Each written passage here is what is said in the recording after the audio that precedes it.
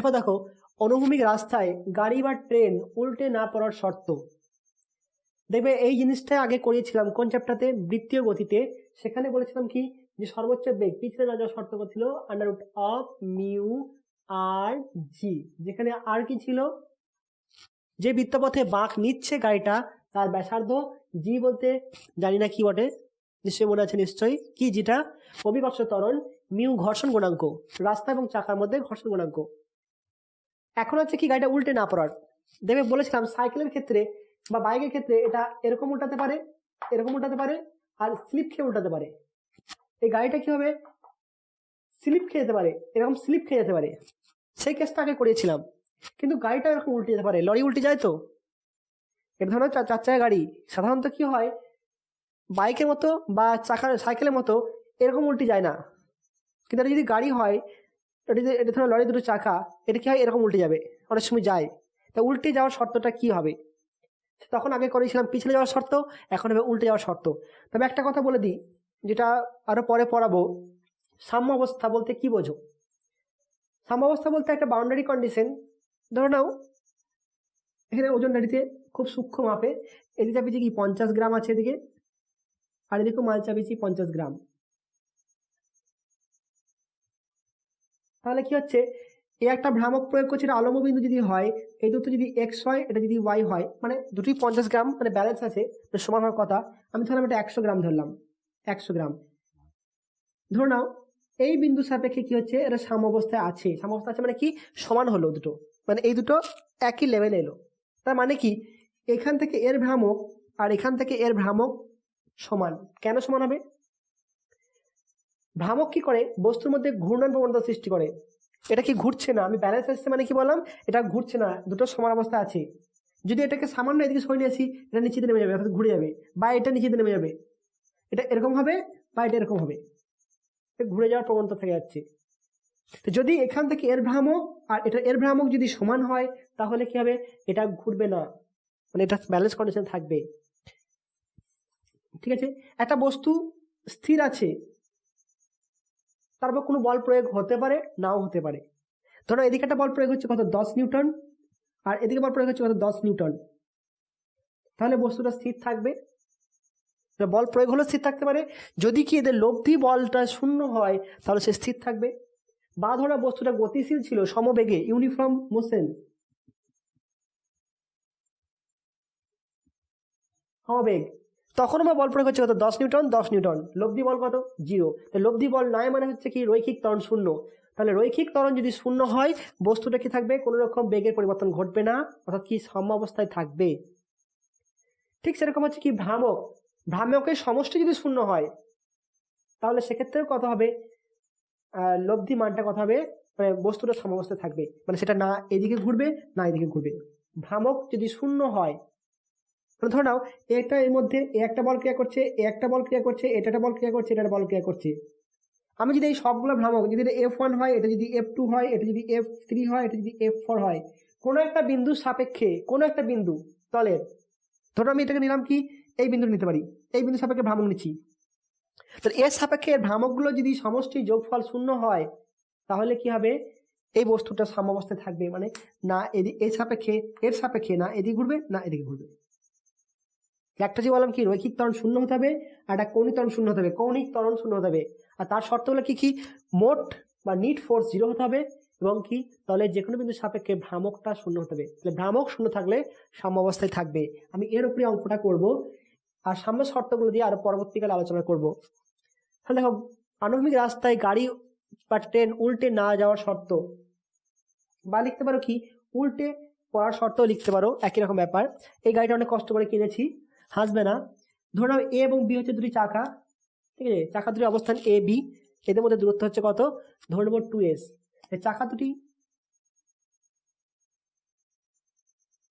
চাকা দুটির মধ্যবর্তী দূরত্ব দূরত্ব এ বি সমান 2s ধরলাম। এখানে একটা লাইন ফাঁকা রাখি, আর পরে একটা লাইন অ্যাড করব। এটা হচ্ছে কি ভর কেন্দ্র, সেন্টার অফ গ্র্যাভিটি, জি দিলাম। গাড়ির ভর কেন্দ্র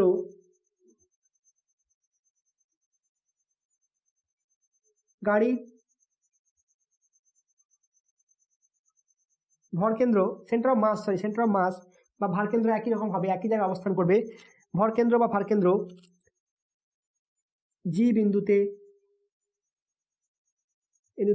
ভূমি থেকে এইচ উচ্চতায়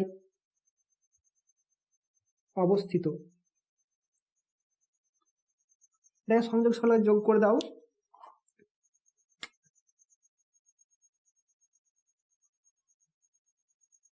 এটা হচ্ছে কত, এইচ, বাইরে লিখতে পারো এইচ, এটা ডি নাম দাও। ওটা কি, জি ডি সমান এইচ, অতএব জি ডি সমান এইচ।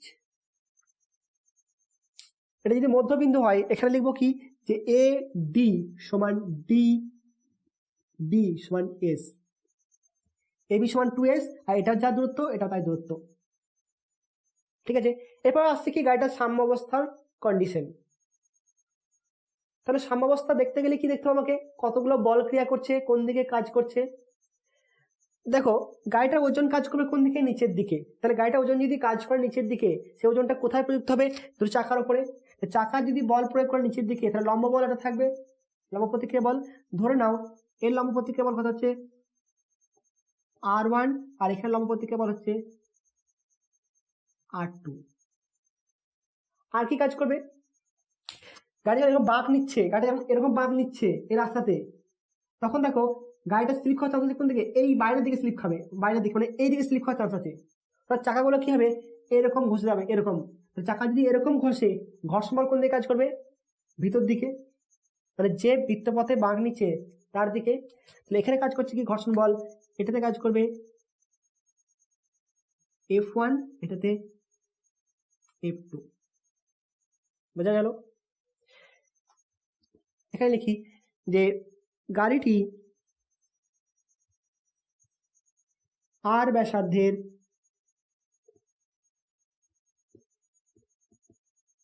বৃত্তপথে ভি বা বৃত্তপথে বাঁক নিচ্ছে, বাঁক নিচ্ছে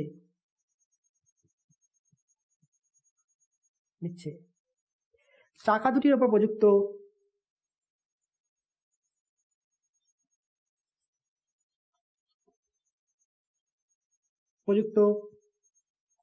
লম্ব প্রতিক্রিয়া বল R1 ও R2 কি করবে, ওজনটাকে ব্যালেন্স করবে। R2 গাড়ির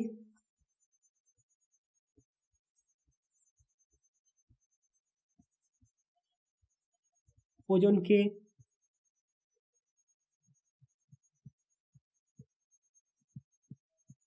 প্রতিমিত করবে। ঠিক আছে, বা গাড়ির ওজনের সাথে সমান লিখে দাও, গাড়ির ওজনের সাথে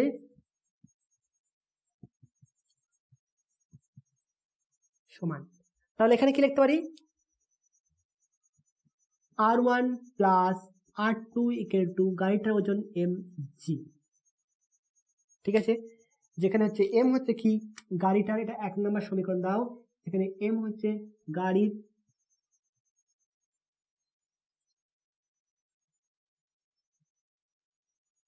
ভর। আরেকটা দেখো তো, যখনই কেউ বৃত্তপথে বাঁক নিতে চাইবে বা বৃত্তপথে আবর্তন করতে চাইবে, তখন কি দরকার, একটা অভিকেন্দ্র বলের দরকার। সে অভিকেন্দ্র বলটা কে যোগান দেবে, F1 এবং F2 ঘর্ষণ বল। কারণ এটা কোন দিকে কাজ করছে, কেন্দ্রের দিকে। এটা হচ্ছে কি ব্যাসার্ধ ও সি ও পথে বাঁক নিচ্ছে। এখানে লিখতে পারো তুমি কি, যে ডি ও সমান হচ্ছে আর, ডি ও সমান আর। এটা হচ্ছে কি বৃত্তপথের ব্যাসার্ধ। তাহলে এই F1 F2 কোন দিকে কাজ করছে, বৃত্তের মানে বৃত্তপথের কেন্দ্রের দিকে। দুটি চাকায় ক্রিয়াশীল ঘর্ষণ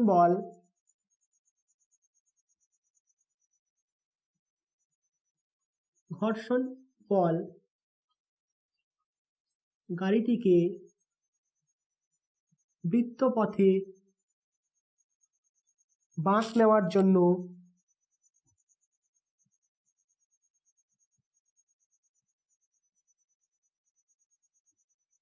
জন্য প্রয়োজনীয় অভিকেন্দ্র বলের যোগান দেবে।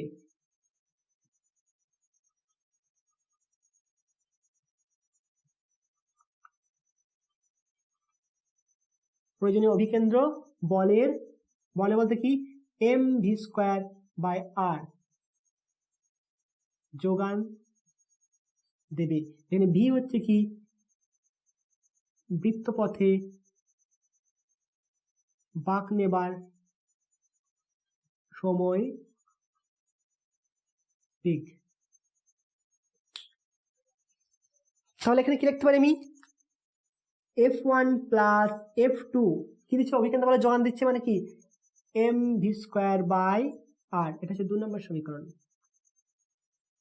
তাহলে এটাতে আমি ঘর্ষণ বল আর লম্ব প্রতিক্রিয়া বল কি করবে সেটাকে দিলাম। এবার গাড়িটা উল্টে পড়ার, গাড়িটাকে উল্টানো মানে কি হচ্ছে গাড়িটাকে এরকম আছে উল্টে দিচ্ছে, উল্টে দেওয়া মানে কি হবে রোটেশন করা। গাড়িটাকে যদি আমি উল্টাতে চাই তাহলে রোটেশন না করলে কি উল্টাবে গাড়িটা? রোটেশন কে করাবে? ভ্রামক করাবে, নিশ্চয়ই বলগুলো করবে না, ভ্রামকটা করবে। কারণ কি ঘূর্ণনের জন্য কে দায়ী? ভ্রামক দায়ী। তাহলে এই গাড়িটাকে এরকম উল্টাতে বা এরকম উল্টাতে যখনই ভাববো তখনই আমাকে ভাবতে হবে কি ভ্রামকের ব্যাপারটা। কার সাপেক্ষে ভ্রামক নেব? জি বিন্দুর সাপেক্ষে। এই জিটা হচ্ছে কি ভরকেন্দ্র। তাহলে এর সাপেক্ষে যদি ভ্রামকটা শূন্য হয় তাহলে গাড়িটা কি হবে উল্টাবে না। ভ্রামক শূন্য মানে কি সাম্যাবস্থা আছে, গাড়িটা উল্টাবে না, এটা ম্যাক্সিমাম কন্ডিশন। ওর থেকে বেশি হয়ে গেলে উল্টে যাবে। যেমন কি বললাম ওজনদারিতে এত সমান আছে, দুটোতেই 50 সমান আছে 50, এটা তো 50, মানে এর ভ্রামক যা এর ভ্রামক তাই সমান হয়ে গেল। তাহলে যদি এখানে অল্প মাল চাপায় তাহলে কি এটা এদিকে চলে আসবে, আর এখানে মাল চাপালে এটা এদিকে চলে আসবে, ঘুরবে। তাহলে ভ্রামকটা যদি শূন্য হয় লব্ধি ভ্রামকটা তাহলে কি হবে গাড়িটা উল্টাবে না। এটা হচ্ছে কি লেটেস্ট মানে লাস্ট কন্ডিশন। দেখো জি এর সাপেক্ষে বলগুলির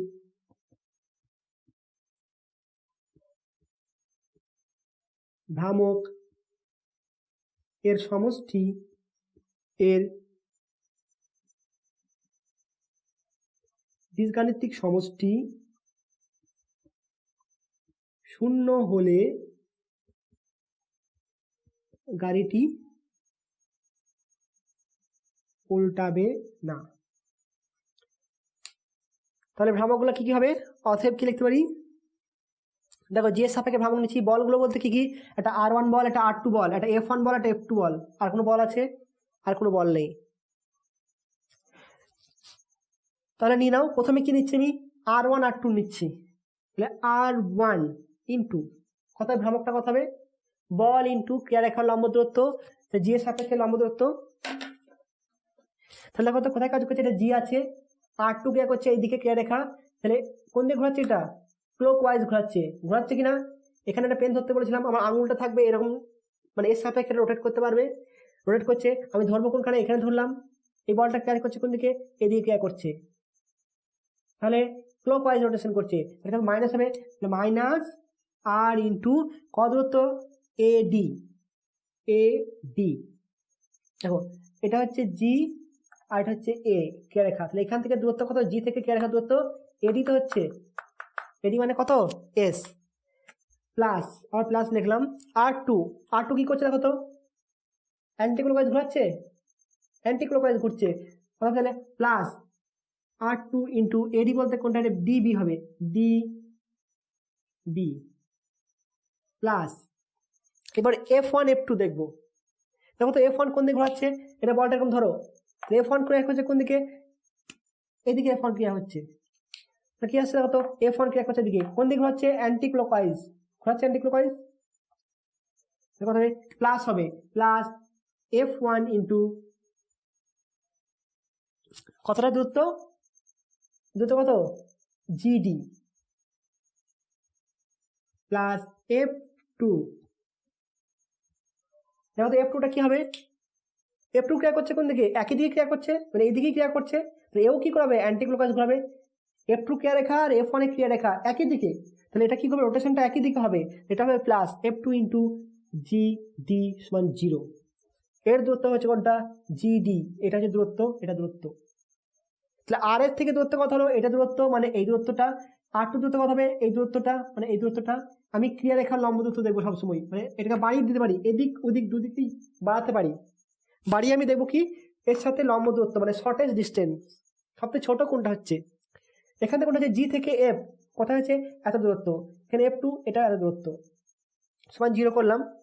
এবার দেখো তো এটা কত আসছে,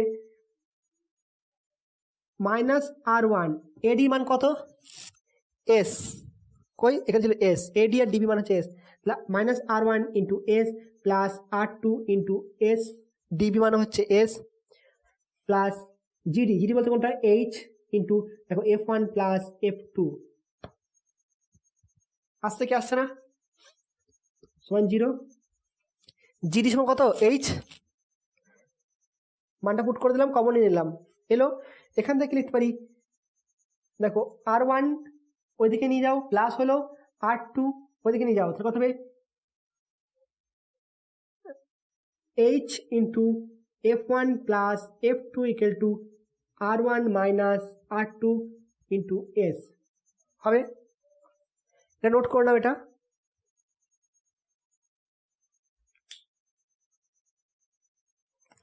তাহলে এখান থেকে লিখতে পাচ্ছি R1 minus R2 equal to H by, এখানে এসটা ভাগ করে দিলাম, H by S into F1 plus F2। 2 number সমীকরণ থেকে লিখতে পাচ্ছি F1 প্লাস F2 মান হচ্ছে কত mv স্কোয়ার বাই আর, অর্থাৎ কথা হচ্ছে R1 মাইনাস R2 সমান H by S into mv square by R. 2 নম্বর থেকে পাই ইকুয়েশন 2। এটা হচ্ছে কি 3 নম্বর ইকুয়েশন দিলাম। তাহলে দেখো তো 1 নম্বর ইকুয়েশনে কি আছে R1 প্লাস R2, 3 নম্বর ইকুয়েশনে কি আছে R1 মাইনাস R2। তাহলে 1 আর 3 সমাধান করলে কত হবে, 1 ও 3 সমাধান করে পাই। সিম্পলি দেখো এটা প্লাস আছে, এটা প্লাস আছে, এটা মাইনাস আছে, এটা মাইনাস আছে, তাহলে এটা কেটে যাবে, তাহলে কত আর প্লাস আর কত হবে 2R, তাহলে 2R1 ইকুয়াল টু কত আসছে mg প্লাস কত আসছে H by S mv square by R হবে। এখান থেকে আরটা ভাগ করে দাও, মানে R1 কত আসছে দেখো তো, এখানে 2টা ভাগ করে দেবো, কি R1 ইকুয়াল টু বাই 2 লেখা যাবে কি যাবে না, ভালোভাবে লক্ষ্য করো। এখান থেকে এক কাজ করে নাও, কমন নিয়ে নাও, m/2 কমন নিলাম, m/2টা একদম বাইরে রেখে দিলাম, থাকলো পরে কি g plus h V square by কত আর এস। অনুরূপে কি পাবো, অনুরূপে R2 ইকুয়াল টু আসবে দেখবে m/2 g minus H V square by R s. আসবে কিনা দেখো, লক্ষ্য করে দেখো, একই রকম আসবে, এটা মাইনাস হয়ে যাবে, এটা R1 R2 ঠিক আছে। এর নাম দিতে পারো কি, এটাকে দিতে পারো কি 4 নম্বর ইকুয়েশন দিতে পারো, এটাকে 5 নম্বর ইকুয়েশন দিতে পারো। এরপর দেখো তো যদি গাড়িটা উল্টায়, গাড়িটা যখন উল্টাবে, একটা হচ্ছে কি R1 R2, আমি এই দাঁড়িয়ে আছি, দুটো পা দিয়ে দাঁড়িয়ে আছি, ঠিক আছে, এই দাঁড়িয়ে আছি আমি, তাহলে আমি উল্টে যাচ্ছি এই দিকে, তাহলে যখন এটা পাটা উঠছে এরকম উঠছে, তার মানে কি যখনই পাটা এখানে দেওয়া আছে মানে কি ভূমিতে বল প্রয়োগ করছে, তাই ভূমিতে যদি বল প্রয়োগ করে, দেখো এই লালটা রেডটা ভূমিতে বল প্রয়োগ করছে, আমাকে লম্ব প্রতিক্রিয়া দেবে। যদি এই পাটা উঠে যায় এরকম করে, তার মানে কি কোনো বল প্রয়োগ করছে না, তার মানে কি কোনো লম্ব প্রতিক্রিয়াও দেবে না, লম্ব প্রতিক্রিয়া কত হবে, শূন্য হবে। যে পাটা উঠে যাবে তার লম্ব প্রতিক্রিয়া শূন্য হবে। তুমি তো বাঁ পাটা বা ডান পাটা উঠিয়ে দেখো দাঁড়িয়ে, তার লম্ব প্রতিক্রিয়া শূন্য, অর্থাৎ কি তুমি ওই পায়েতে কোনো রকম বল অনুভব করবে না। তাহলে গাড়িটা যদি উল্টায় দেখো তো, একটা আছে কত G plus V square by R S, একটা G minus H V square by R S. এখানে কি এইচ হচ্ছে কি ভরকেন্দ্রের উচ্চতা, আমি গাড়িটাকে ম্যানুফ্যাকচার এমনভাবে করবো যাতে ভরকেন্দ্রের উচ্চতা আমি এদিক ওদিক করতে পারি, ভি স্কোয়ারটাকে বেগটা তো আমার হাতে কভার করতে পারি। তাহলে এখানে বেগের মান যদি বৃদ্ধি করা হয়, তাহলে R1 না R2 কোনটা শূন্য হবে, এটা তো শূন্য হওয়ার কোনো চান্স নাই, এটা প্লাস আছে, কে শূন্য হবে, এটা শূন্য হবে, আর এটা মাইনাস আছে। ভি এর মান যদি ইনক্রিজ করি তাহলে কথা হবে এই মানটা বাড়বে, এই মানটা বাড়লে কথা হবে শূন্য হওয়ার চান্স আছে। তাহলে R2 কি হবে? শূন্য হবে। তাহলে R2 যদি শূন্য হয় তাহলে গাড়িটা কোন দিকে উল্টাবে? এটা শূন্য মানে কি, গাড়িটা এরকম উল্টে যাচ্ছে। তাহলে এই চাকাটা উঠে যাচ্ছে, উঠে গেলে গাড়িটা এরকম উল্টাবে, বাঁকের বিপরীত অভিমুখে গাড়িটা উল্টাবে। বোঝা গেল জিনিসটা?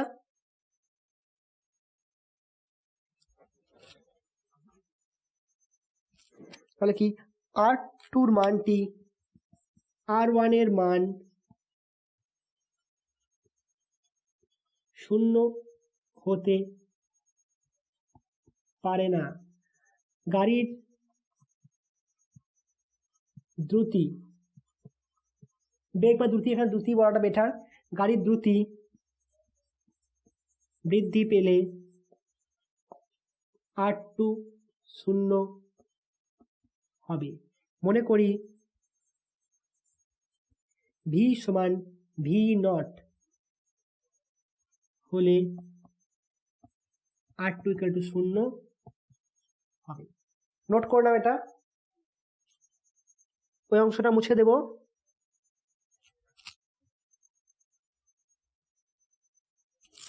তাহলে দেখো তো R2 0 পুট করে দাও, 0 ইকুয়াল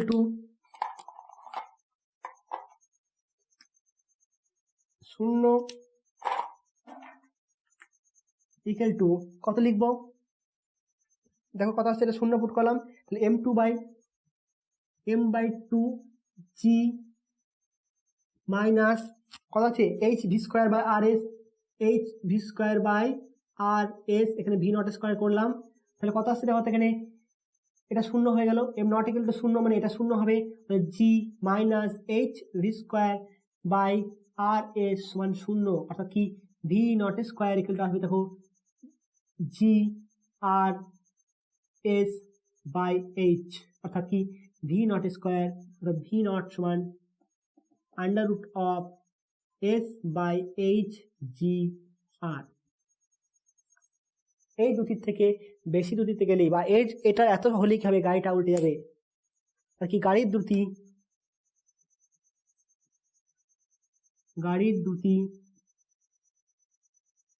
v নট সমান under root of s by h into G R হলে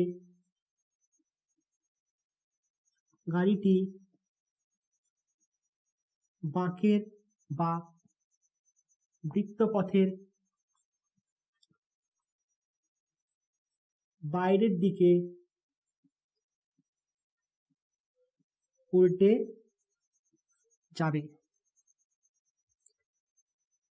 আমি এটাই ধরবো, কারণ এর থেকে বেশি হলে উল্টে যাবে। 0 R2 0 করে দিয়েছি মানে কি আর এখন টাচ নেই, উঠে গেছে চাকাটা, R2টা উঠে গেছে। এরপর দেখো তো পিছলে না পড়ার শর্ত কি ছিল? পিছলে না পড়ার শর্ত কি ছিল? পিছলে না পড়ার জন্য সর্বোচ্চ বেগ কত ছিল? v max ইকুয়াল টু সর্বোচ্চ দ্রুতি, করে এটা দ্রুতি কত ছিল? আন্ডার রুট অফ মিউ জি আর বা মিউ আর জি। এখানে আমরা 6 নাম্বার ইকুয়েশন দাও, এটা 7 নাম্বার ইকুয়েশন দাও। এবার দেখো তো এই দুটোর মধ্যে কিছু মিল আছে কিনা। এখানে মিউ আছে, এখানে মিউ এর পরিবর্তে এস বাই এইচ আছে, এখানে মিউ আছে, এখানে মিউ এর পরিবর্তে এস বাই এইচ আছে, এটাই তো। তাহলে এমন হতে পারে কি গাড়িটা যে উল্টেও যাবে প্লাস পিছলে যাবে, উল্টানো পিছলানো একসাথে হবে, হতে পারে নাকি? দেখা যাক কি হয়, নোট করো এটা। এরপর দেখো এখান থেকে ভি নটটা দেখছি কত? S by h r g r. S by h বলতে কি, এসটা হচ্ছে কি চাকা দুটির মধ্যে দূরত্ব, মানে অর্ধ দূরত্ব, আর হচ্ছে এইচ। এখানে আমাদের এস বাই এইচ এর মানের উপর কি করছে? ভি নটটা ডিপেন্ড করছে কিনা। তো এই মানটাকে কি করা হয়, চাকা দুটির মধ্যে দূরত্বটা যত সম্ভব বড় রাখার চেষ্টা করা হয়, এস এর মানটা বড় রাখার চেষ্টা করা হয়, আর এইচ এরটা কম। ম্যাক্সিমাম গাড়ির ক্ষেত্রে দেখবে চাকা দুটো মনে হচ্ছে অনেক দূরে আছে, আর কি আছে গাড়িটা ছোট হয়, হাইটে কম। এরকম যদি হয় না, গাড়িটা উল্টাবে না কোনো সময়, পিছলে গেলেও উল্টাবে না। চাকা দুটো থাকবে দূরে, যত দূরত্ব হবে এস এর মানটা বাড়া থাকবে, আর এখানে এইচ এর মানটা কম থাকবে। তাহলে এস বাই এইচ এর মান ভূমিকা আর মিউ এর ভূমিকাটা হচ্ছে প্রায় একই রকম। দেখো মিউ এর মান যত বেশি হবে গাড়িটা পিছলে যাওয়ার চান্স কম থাকবে, ঠিক সেরকম এস বাই এইচ এর মানটা যত বেশি হবে, মানে অনুপাতের মান যত বেশি হবে, অর্থাৎ কি চাকা দুটোর দূরত্ব যত বেশি হবে গাড়িটার এই বেগের মানটা তত বেশি হবে, অর্থাৎ কি গাড়িটা বেশি জোরে চালানো যাবে। সেদিন কি করা হয়, গাড়িটাকে ছোট করা হয়, হাইটে ছোট করলে কি হবে, ভর কেন্দ্র নিচে থাকবে, মানে কি এইচ এর মানটা কমে যাবে, আর দূরে রাখা হয় এস এর মানটা বাড়বে। এবার দেখো আমি 5 আর 6 তুলনা করলে কি পাবো, ইকুয়েশন 5 এবং 6, ইকুয়েশন 5, 6 এবং 7 তুলনা করছি।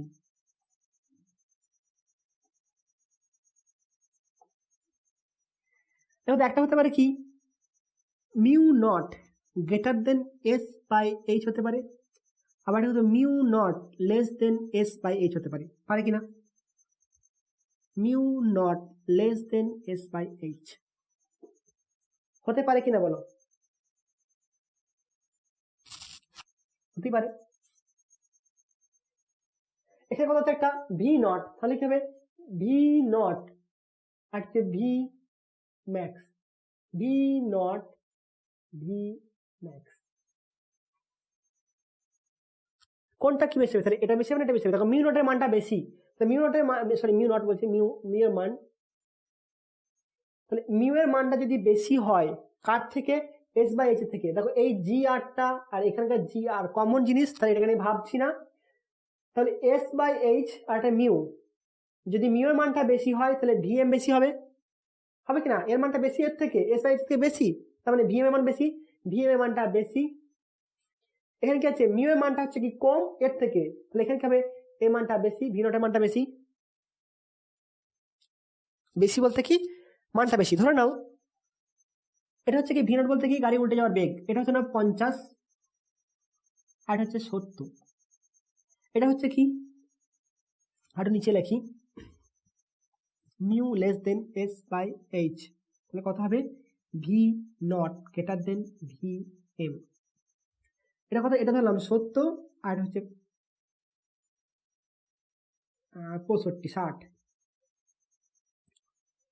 তাহলে গাড়ি যখন চালাচ্ছি চালাতে চালাতে বেগ কোনটা আগে আসবে, আগে 50 আসবে না আগে 70 আসবে, আগে কোনটা আসবে, আগে 50 আসবে নিশ্চয়ই, তাহলে গাড়ি যখনই 50-এ তুলবো ভিনোটার মানটা কি কম, তাহলে গাড়িটি কি হবে পিছলাতে গেলে 70 বেগ দরকার আর উল্টাতে গেলে 50 দরকার, তাহলে গাড়িটি কি হবে আগে উল্টে যাবে পরে পিছলাবে।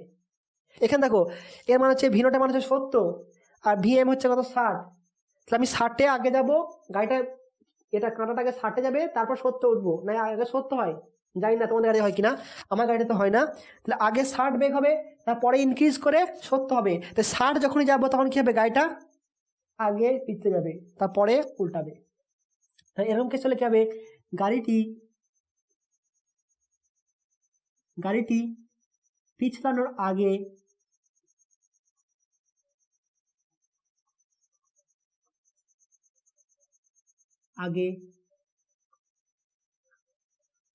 উল্টে যাবে, বুঝতে পারলে কেন উল্টে যাবে, কারণ কি উল্টানোর বেগটা হচ্ছে কম আর পিছলানোর বেগটা বেশি, আমি এটা জাস্ট একটা এক্সাম্পল ধরে নিয়েছি বোঝার সুবিধার জন্য। আর এখানে কি হবে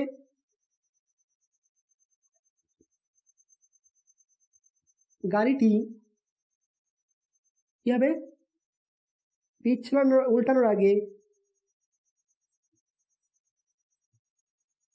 উল্টানোর আগে বানানগুলো কি সব হচ্ছে বুঝতে পারছি না, উল্টানোর আগে পিছলে যাবে,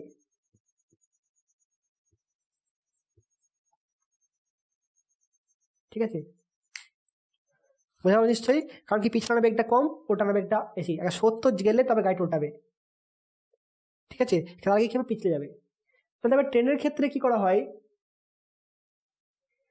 গাড়িগুলোকে এমন করা হয় যাতে সহজে যেন না উল্টায়, পিছলে যাক কিন্তু না উল্টায়, আর সেজন্য করা কি যেমন ট্রেনের ক্ষেত্রে রাস্তা চাকার মধ্যে ঘর্ষণ গুণাঙ্ক হচ্ছে 0.8, আমার এস বাই এইচ কে এমন রাখা হয় যাতে কোনো সময় গাড়ি না উল্টায়, উল্টালে বেশি বিপদ, যদি অ্যাক্সিডেন্ট না হয় তাহলে গাড়িটি কি হবে পিছলানোর আগে উল্টাবে না, সাধারণত কি হবে, ম্যাক্সিমাম ক্ষেত্রে গাড়িটা আগে পিছলে যাবে, পরে উল্টাবে, এরকমই করা হয়।